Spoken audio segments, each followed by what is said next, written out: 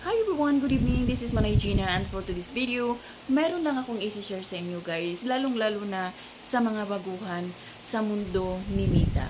Kasi guys, experience ko to, kaya gusto ko ring i-share para din may ma-inspire na mga baguhan. Sa mga matagal na, huwag nyo lang panoorin, scroll up nyo na lang. Kasi alam kong alam nyo na din. So guys, ito kasi siya, di ba kapag mag-apply tayo ng monetization kay Mita is kailangan natin ng 60k watts hour. Ang problema kasi, ang hirap kapag nagle-live ka na wala kang viewers, walang magsusupport sa'yo, so ang hirap. Then, nakakatulugan ko na, tinatamad ako, pero sige lang, live pa rin ako ng live. Sabi nila, magkukwento ka. So, paano ka naman magkukwento kung wala ka namang viewers? Di ba parang ang hirap naman? Kaya, sa isip ko, sige, tuloy ko lang ang pagla-live kasi sabi nila, go lang ng go.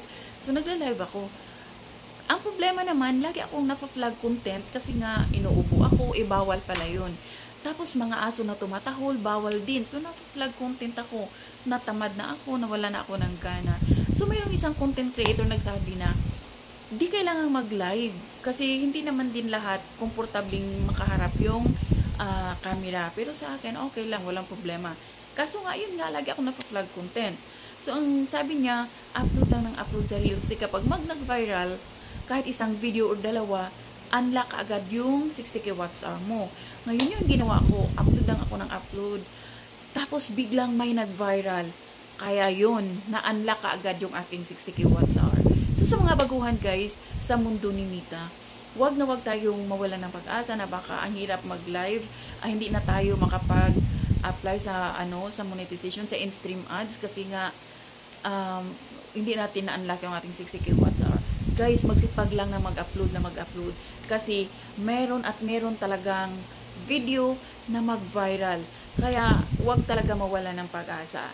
So yun lang guys, na-share ko lang to kasi nga experience ko at sa mga baguhan, sana ma-inspire kayo, no? Kasi syempre kagaya ko baguhan, syempre ako dati naghahanap din ako na sana ma-unlock ko. So yun lang pala. So yun lang guys, magsipag, tiyaga at wag agad-agad puminto. Go lang ng go at mag-enjoy lang.